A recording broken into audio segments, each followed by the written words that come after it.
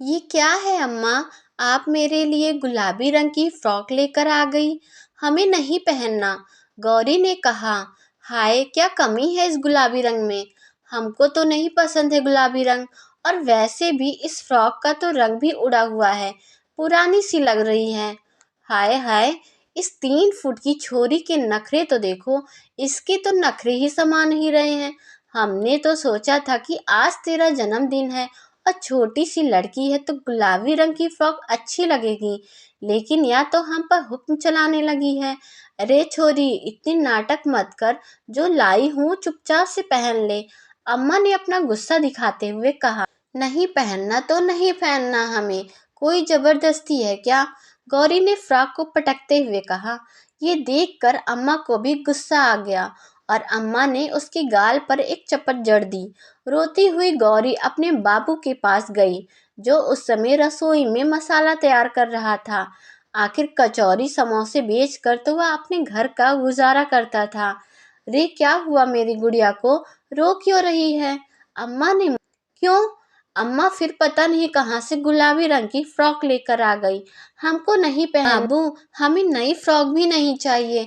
हम पुराने कपड़ों में ही रह लेंगे, पर हमको किसी और के कपड़े नहीं पहनना, और गुलाबी रंग तो बिल्कुल भी नहीं।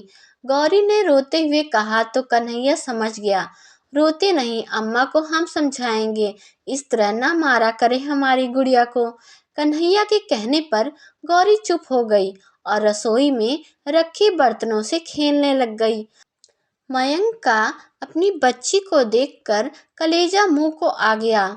अभी सिर्फ 7 साल की तो थी गौरी। वो भी क्या दिन थे, और अब देखो क्या दिन है। 4 साल पहले तक कन्हैया अपने छोटे से खेत में हल जोतकर फसल उगाकर अपना और अपने परिवार का भरण पोषण करता था। ज़्यादा जमीन जायदाद नहीं थी, पर इतनी तो थी कि कम से कम अपने परिवार को पाल तो सकता था। परिवार के नाम पर अम्मा, कन्हैया, कन्हैया की पत्नी कमला और छोटी सी बिटिया गौरी। कमला बहुत खूबसूरत और महत्वाकांक्षी थी। वो कभी भी थोड़े में खुश नहीं होती थी। महंगे कपड़े, गहने उसे बड़े लुभाते थे। अमीर घरों की औरतों को लालसा की नज़रों से देखती थी। वह भी उन जैसी जिंदगी जीना चाहती थी जो कन्हैया उसे नहीं दे सकता था। गरीब घर की बेटी थी। उसके मायके से कन्हैया के घर की स्थिति ज़्यादा अच्छी थी, इसलिए उसके माता पिता ने उसका विवाह कन्हैया से करा। लेकिन वह यहाँ भी खुश नहीं थी, बस मन मार के रह रही थी।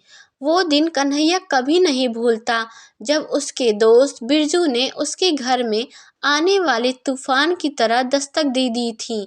पूरे 7 साल बाद गांव लौटा था। बिरजू शहर में रहने लगा था, तो उसका रहन सहन भी थोड़ा शहरी हो चुका था।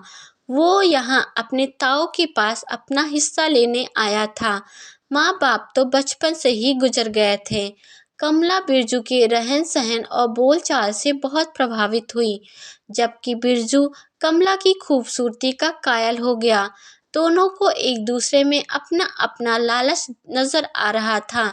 इस बात से बेखबर कन्हैया ने बिरजू को अपने घर में ही जगह दी। महज 5 दिन में ही कमला बिरजू की ऐसी दीवानी हुई कि उसे न अपना पति दिखा और न ही अपनी मासूम सी बेटी। बिरजू के साथ रातों रात अम्मा और खुद के गहने लेकर फरार हो गई। सुबह जब अम्मा ने चीखते चिल्लाते हुए कन्हैया को जगाया तो बदहवासा कन्हैया कमला को ढूंढने के लिए सड़क की तरफ भागा।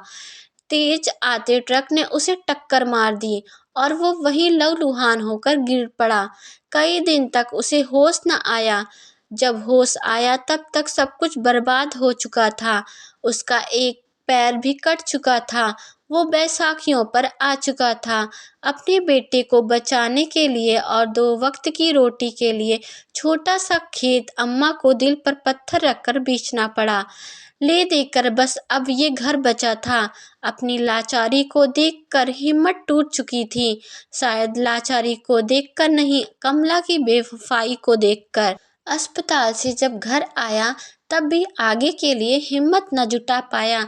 अक्सर डूबते सूरज को देखता रहता। अम्मा समझाती, अपने बेटे को हिम्मत दिलाती, पर कोई असर ना होता।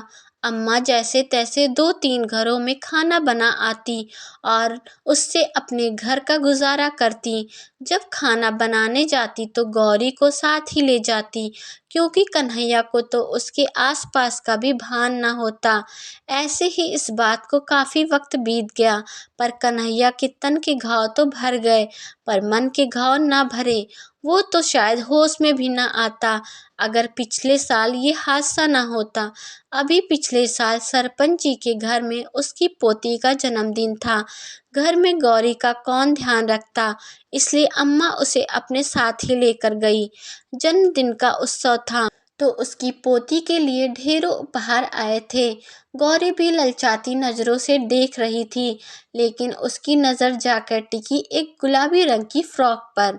सरपंच जी की पत्नी ने उसकी नज़रों को भांप लिया तो उन्होंने अपनी पोती की कोई पुरानी फ्रॉक में से गुलाबी रंग की फ्रॉक निकाल कर उसे दे दी, जिसे पहन के गौरी खुश हो गई। उसके लिए वो उतरन भी बहुत अच्छी थी। फ्रॉक पहनकर सबसे पहले अम्मा के पास खुशी खुशी मटकते हुए आई। उसे देखकर अम्मा की आंखों में आंसू आ गए और वो भी अपनी गौरी की पलैया लेने लगी। लेकिन जब सरपंच की पोती ने गौरी को उसकी फ्रॉक में देखा तो वो छोटी बच्ची आग बबूला हो गई। ये मेरी फ्रॉक है, इसने कैसे पहन ली? अरे ये तो पुरानी फ्रॉक है, गौरी ने पहन ली तो क्या हो गया? उसकी माँ ने समझाया। पुरानी है तो क्या हुआ, है तो मेरी न। इसे बोलो अभी के अभी उतारे। अरे तुम्हारे पास तो इतनी सुंदर सुंदर नई फ्रॉक है, फिर क्यों पुरानी वाली के पीछे पड़ी हो? नई तो मुझे मेरी फ्रॉक चाहिए। उस बच्ची ने रोना धोना मचा दिया। उसे रोता देख उसकी बुआ और पिता से बर्दाश्त न हुआ। बुआ अपनी माँ और भाभी पर जोर से चिल्लाई, नौकरानी की बेटी के लिए तुम अपनी बेटी के जन्मदिन पर उसको रुला सकती हो? काहे फ्रॉक नहीं ले लेती उससे? अरे बिटिया, वो तो बच्ची है, समझाने पर समझ जाएगी। माँ ने अपनी बेटी को चुप कराते हुए कहा। क्या माँ, आज मेरी बेटी के जन्मदिन पर तुमने घर में तमाशा कर दिया। गौरी को कहो फ्रॉक उतार दे। अरे ऐसे कैसे, तुमसे नहीं होता तो मैं ही उतार देती हूँ। बुआ ने गुस्से से गौरी को पकड़ा और जबरदस्ती उसकी फ्रॉक उतार दी। वो रोती रही लेकिन बुआ को तरस न आया। बेचारी बच्ची इतने लोगों के सामने सिर्फ एक अंडरवियर में खड़ी थी।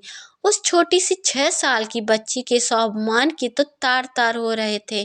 वो वहीं बैठकर अपने दोनों हाथों से अपना चेहरा ढके जोर जोर से रोने लगी। सरपंच जी की पत्नी ने देखा तो उन्होंने पास ही पड़ी चारपाई पर से चादर खींची और गौरी के बदन को ढक दिया। तब तक वहां अम्मा भी आ गई। गौरी अम्मा से लिपट कर जोर जोर से रोने लगी। लाज न आई तुझे ऐसी हरकत करते हुए? सरपंच जी की पत्नी ने गुस्से से अपनी बेटी की तरफ देखा। बच्ची ही तो है अम्मा, बच्ची है तो उसकी अपनी कोई लाज नहीं है, स्वाभिमान नहीं है। हाँ तू भी बड़ी बात कर रही है, इसका काहे का स्वाभिमान? देखा नहीं, इसकी माँ तो किसी और के साथ भाग गई थी और इसके बाप को तो इसका होश तक नहीं, ये भी भाग जाएगी कल को किसी के साथ। अपनी माँ की आंखों में गुस्सा देखकर दोनों भाई बहन चुप हो गए। उसके बाद सरपंच जी की पत्नी और बहू ने गौरी को 2-3 नई फ्रॉक निकाल कर दी, पर गौरी ने उसे हाथ तक नहीं लगाया। उत्सव के दौरान ये हादसा हुआ था, इसलिए पूरे गांव में बात फैल गई। घर आकर गौरी खूब रोई। अपनी मासूम सी बच्ची को इस तरह सा रोता देखकर कन्हैया का मन अंदर तक चित्कार गया। पहली बार उसे ये होश आया कि वो बीबी के गम में ऐसा पागल हुआ जा रहा था कि उसे होश नहीं था। उसके पीछे अम्मा और उसकी बेटी की क्या हालत हो रही है। वो दिन था और आज का दिन। खेत खलियान तो कहाँ थे अब, पर हाथों का हुनर था कि कन्हैया कचौरी समोसे बहुत अच्छे बनाता था। बस अब कचौरी समोसे बेचकर अपना और अपने परिवार का गुजारा करता है। वहां से उठकर कन्हैया अपनी अम्मा के पास गया। अम्मा, क्यों मारती हो गौरी को? छोटी बच्ची ही तो है, फिर उसके जन्मदिन पर मारना अच्छी बात है क्या? क्या करूं बेटा, गुस्सा आ गया। सोचा उसका जन्मदिन था तो ये पड़ोस वाली कांता काकी अपनी पोती की ड्रेस देकर गई थी, तो वही पहना दूंगी। पर वो तो कोई बात नहीं अम्मा, महंगी फ्रॉक नहीं ला सकता तो क्या हुआ, कम में खरीद लूंगा। पर बस अब मेरी बिटिया किसी की उतरन नहीं पहनेगी। आखिर उसके कमजोर बाप का स्वाभिमान अभी तक जिंदा है और वो अपनी बेटी के लिए कुछ भी कर सकता है। आपको यह कहानी कैसी लगी, कमेंट करके जरूर बताएं।